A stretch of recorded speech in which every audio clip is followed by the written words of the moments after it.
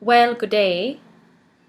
I'm Mary Ellen, and I'm here in Canada, actually in the city of Toronto.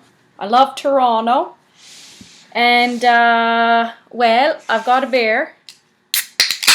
Oh my gosh, a little bit of a splash. Dear me. Well, it could have been a lot worse, I suppose. Anyway, it's all good now. Yeah, I got a beer here. It's called Crazy Canuck beer.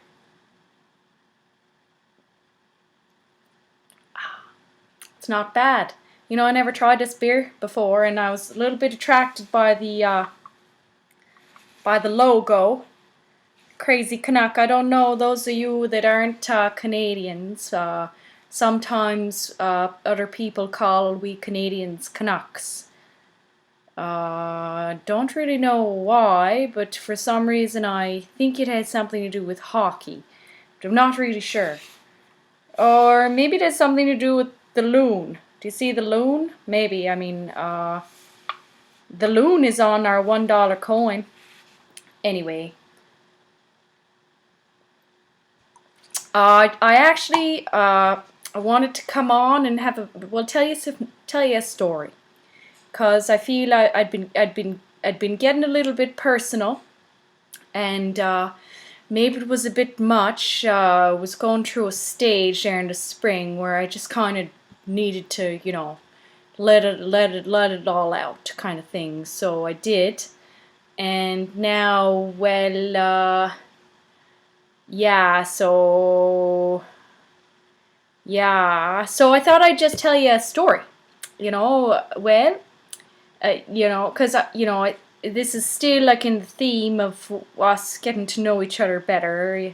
You, you and me. Uh, yeah.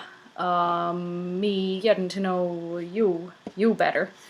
Okay. So, well, I'll go first. I'll tell you a story, and well, I thought I might tell you a story about my chickens. Cause well, I don't know if you know, but I love chickens, and as a little girl, I always had chickens. Yeah, I as long as I can remember, I had chickens. So I don't anymore, unfortunately. I just move around a bit too much to have chickens, being the transient character that I am. But I would like to have chickens again someday. I would. I do think they're great pets. Great pets, they lay eggs. They make a lovely clucking noise. And actually, you can pet them. And they're very soft. Well, if you get the right kind of chicken. Not all chickens are very soft. And, to be honest, I do prefer the hens to the roosters. The roosters can cause some problems, so I generally just, no offense to other people that might prefer the roosters. But yeah, I mean, the hens, they're just so pleasant, really, to be around. And, well, as a little girl, as I was saying, I had lots of pet chickens. Oh, well, you might not have guessed it. You might not have thought I'd be the type of person to, have favorites. Um, yeah, well, I did have a couple of favorites, you see. I don't know how that really came about. I don't know why. I just seemed more drawn to these two in particular, and, well, I don't really know why it was two, because really it was one.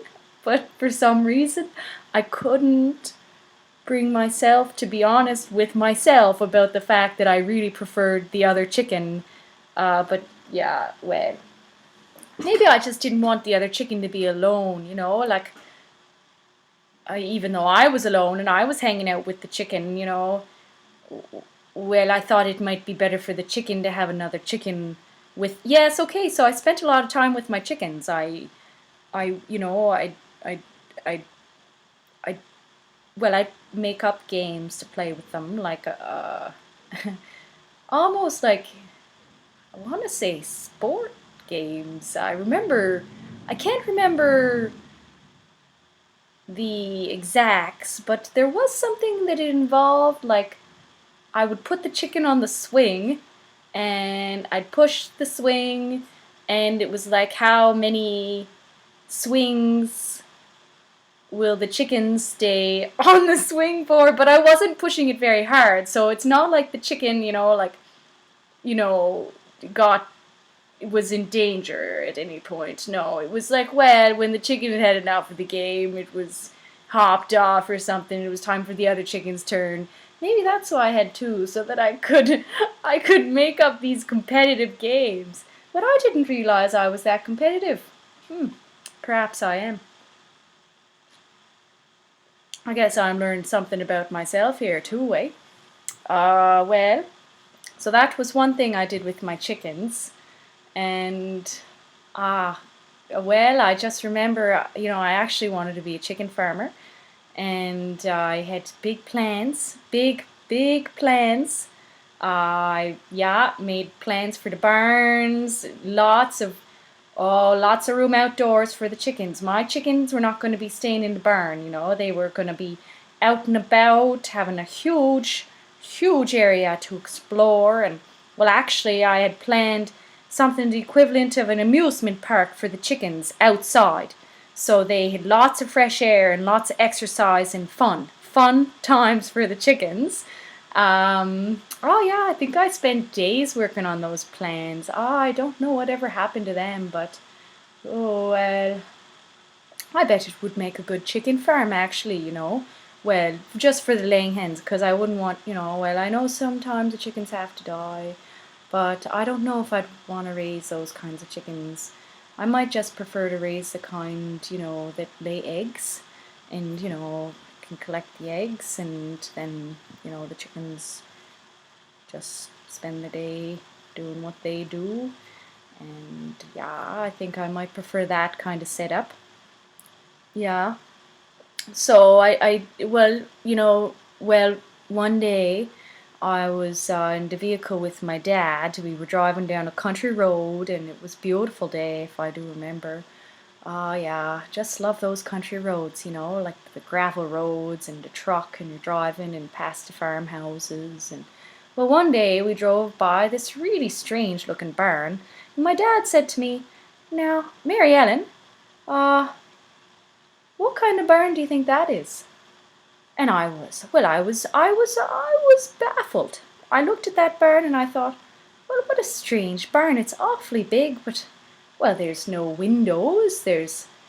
Well, what a terrible barn. No windows. Lots of barns. I don't know. I guess lots of barns. Well, I don't know. These ones look it wasn't a wooden barn. It was like a new age barn. It was siding. It looked like whatever was in there could hardly breathe, and just these little tiny air vents. And I feel sorry for whatever animals are in there. And I asked my dad, I was like, well, I don't know what kind of barn that is, Dad. And well, he was well he was, I think he tried to break it to me softly, really, but well, there's no way to say something like that, really, without affecting well, myself at that point. So yes, you told me it was a chicken farm, and well, I was devastated. I was just so utterly devastated. I was just thinking about the poor chickens in that awful looking building with no air. And well, then he actually explained how lots of chickens actually live. Now, I didn't realize, just like cages upon cages, they are in cages all the time.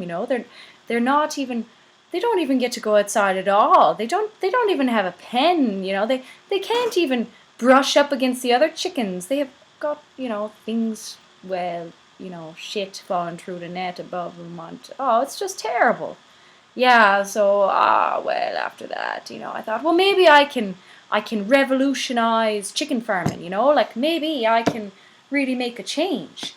And that was okay. And well, I don't know. Actually, I guess my dad did discourage me a little bit because I might have went on to do that really, but yeah, I started to think, well, it's just not realistic. He helped me crunch some numbers, and I suppose I realized the amount of chickens that I'd have to make a living out of it, well, it wouldn't really be feasible with the plans that I was devising, so I moved on to the next thing. I can't remember what it was. Well, anyway, this beer's alright. I don't mind it at all. Yeah, it's pretty good. I got this here beer cozy for free, eh? US Air Force. It's like I'm in the Air Force, eh? I'm not really in the Air Force. Well, anyway. Yeah. Anyway, it was free. And, well, it's useful. Keeping my beer cold. And it feels nice. Nice and cozy on my hand. So I figure, well, I'm actually having fun with this logo right now. I'm really into logos these days. But I might, like, take this logo off or something and make a logo for myself and stick it on there. Put it on, I don't know. Anyway, I'm just babbling now. I just wanted to, well, tell you a story about my past, really. That's about me and how much I love chickens. I hope you're having a great day.